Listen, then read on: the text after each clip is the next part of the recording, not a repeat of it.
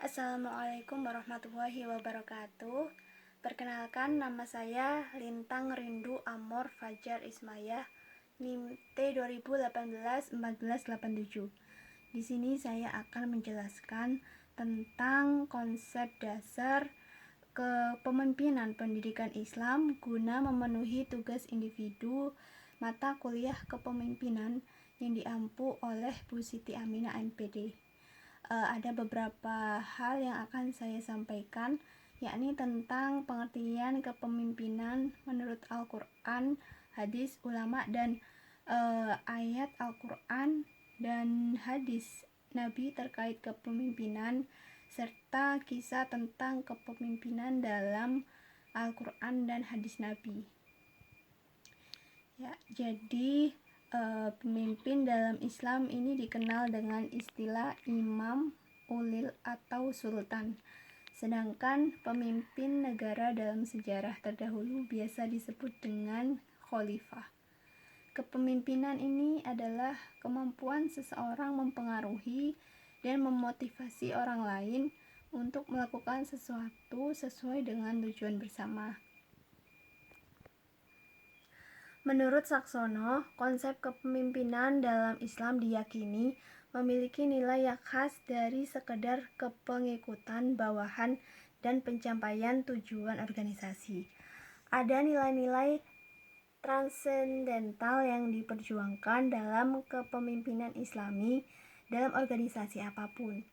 Nilai-nilai tersebut menjadi pijakan dalam melakukan aktivitas kepemimpinan. Menurut Al-Burai pula, kepemimpinan Islami dipandang sebagai sesuatu yang bukan diinginkan secara pribadi, tetapi lebih dipandang sebagai kebutuhan tatanan sosial. Al-Quran telah menjelaskan bahwa definisi kepemimpinan sebagai bukan sesuatu yang sembarang atau sekedar senda gurau, tetapi lebih sebagai kewenangan yang dilaksanakan oleh pribadi yang amat dekat dengan prinsip-prinsip yang digariskan Al-Quran dan Al-Sunnah. Imam Munawwir menyatakan bahwa Rasulullah SAW sebagai sumber teladan kepemimpinan Islami telah mencontohkan penerapan musyawarah yang juga diikuti Al-Khulafa Al-Rasyidin. Musyawarah ini beliau lakukan hampir dalam setiap urusan, seperti kenegaraan, peperangan, maupun kemaslahatan umum.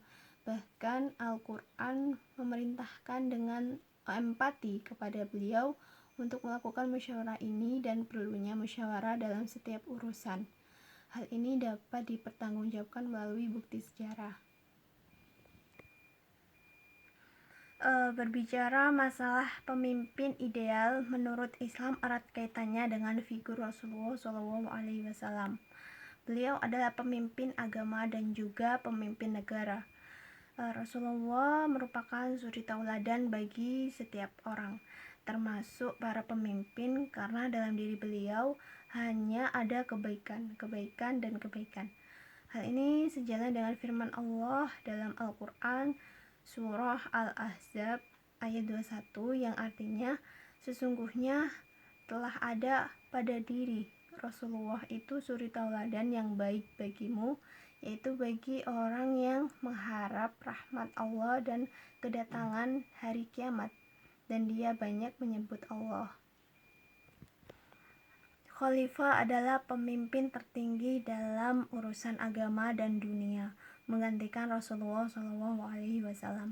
Dalam Al-Quran, kata khalifah diulang beberapa kali dan dalam arti yang sama, yaitu pemimpin.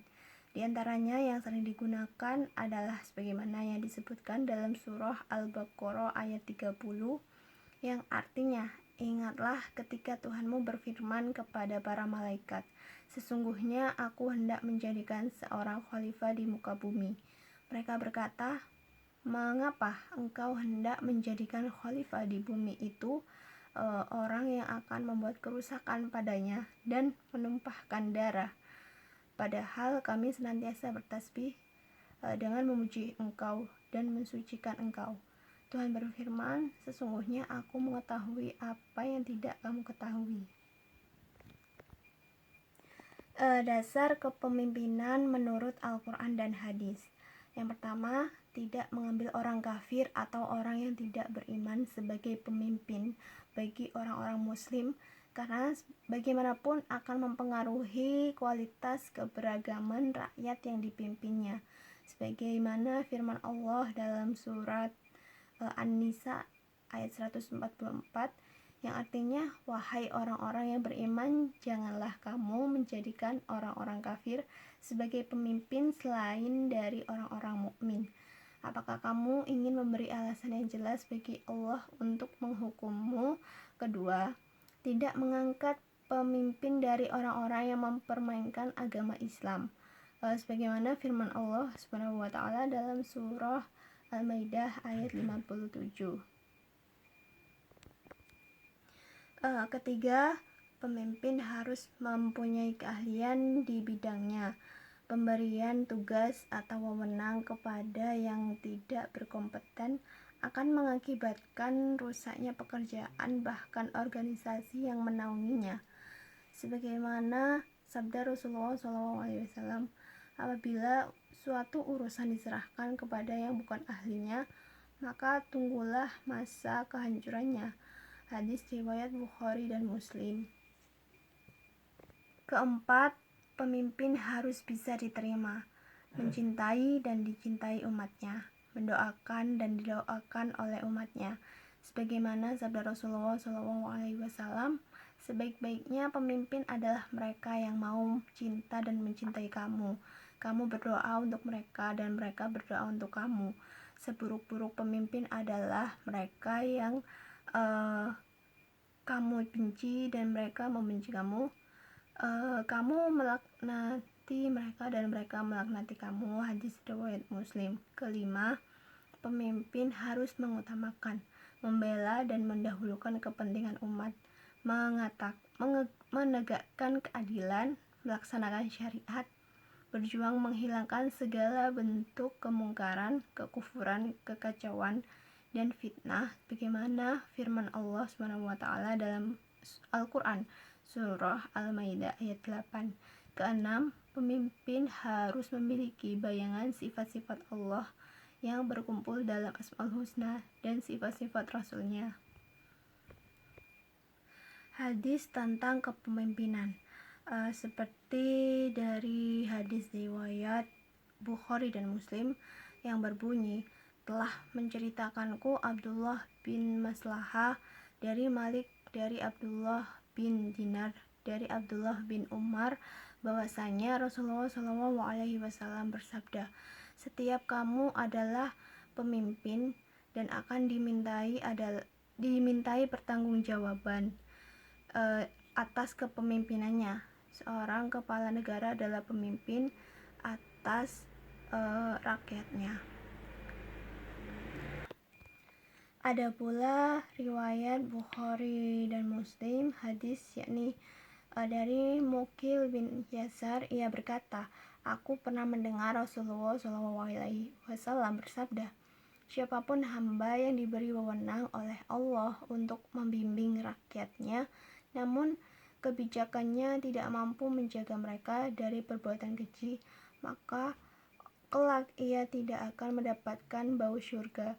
Disebutkan dalam sebuah riwayat, siapapun wali itu yang membawahi rakyatnya yang terdiri dari kaum muslimin kemudian mati, sedangkan pada hari kematiannya itu ia masih menipu rakyatnya, niscaya Allah akan mengharamkan surga atasnya. Ada pula hadis riwayat Ibnu Majah dari Abdullah bin Umar yang berbunyi, pemimpin adalah bayangan Allah SWT di muka bumi. Kepadanya berlindung orang-orang yang teraniaya dari hamba-hamba Allah. Jika ia berlaku adil, maka baginya ganjaran, dan bagi rakyat hendaknya bersyukur. Sebaliknya apabila ia curang atau zalim, maka niscaya dosanya baginya dan rakyatnya hendaknya bersabar. Apabila para pemimpin curang, maka langit tidak akan menurunkan berkahnya. Apabila zina merajalela, maka kekafiran dan kemiskinan pun akan merajalela. Ada pula hadis riwayat Muslim dari Auf bin Malik yang berbunyi, sebaik-baik pemimpin di antara kalian adalah pemimpin yang kalian cintai dan mencintai kalian. Kalian mendoakannya dan mereka pun mendoakan kalian, dan seburuk-buruknya pemimpin di antara kalian adalah pemimpin yang kalian benci dan mereka pun membenci kalian. Kalian melaknatnya dan mereka pun melaknat kalian. Ada pula Al-Quran tentang kepemimpinan, yakni pada surah Shad ayat 26 yang isinya yakni Allah berfirman, wahai Daud, sesungguhnya engkau kami jadikan khalifah penguasa di bumi, maka berilah keputusan di antara manusia dengan adil dan janganlah engkau mengikuti hawa nafsu, karena akan menyesatkan engkau dari jalan Allah. Sungguh orang-orang yang sesat dari jalan Allah akan mendapat azab yang berat, karena mereka melupakan hari perhitungan. Dan ada pula pada Al-Quran surat Al-An'am ayat 165 yang isinya, dan dialah yang menjadikan kamu sebagai khalifah-khalifah di bumi, dan dia mengangkat derajat sebagian kamu di atas yang lain untuk mengujimu atas karunia yang diberikannya. Sesungguhnya Tuhanmu sangat cepat memberi hukuman dan sungguh Dia Maha Pengampun lagi Maha Penyayang. Yang selanjutnya kisah-kisah tentang kepemimpinan dalam Al-Quran ataupun hadis. Yang pertama dari Umar bin Khattab berkata, tidak ada arti Islam tanpa jamaah, tidak ada arti jamaah tanpa amir atau pemimpin, dan tidak ada arti pemimpin tanpa kepatuhan. Seorang pemimpin memang harus memiliki keistimewaan, cerdas, berakhlak mulia, dan bermental baja. Namun itu semua tidak ada artinya tanpa adanya loyalitas dari rakyatnya. Yang kedua dari Mu'il bin Yasar, ia berkata, aku pernah mendengar Rasulullah SAW bersabda, siapapun hamba yang diberi wewenang oleh Allah untuk membimbing rakyatnya, namun kebijakannya tidak mampu menjaga mereka dari perbuatan keji, maka kelak ia tidak akan mendapatkan bau syurga. Riwayat Bukhari dan Muslim. Maka kesimpulan yang dapat saya tarik adalah nilai-nilai dasar kepemimpinan Islami di atas perlu dijadikan rambu-rambu dalam pengambilan keputusan pendidikan yang ditetapkan. Dengan berdasarkan prinsip-prinsip kepemimpinan Islami tersebut, kepemimpinan yang dijalankan akan senantiasa mendapat pancaran cahaya, bimbingan dan pertolongan dari Allah SWT, sehingga akan berhasil mendapatkan kepatuhan bawahan dan ridho Allah dalam mengembangkan lembaga pendidikan Islam yang bermutu dan siap bersaing menghadapi tantangan global. Wallahu a'lam bishawab. Sekian dari saya, mohon maaf apabila ada salah kata. Wassalamualaikum warahmatullahi wabarakatuh.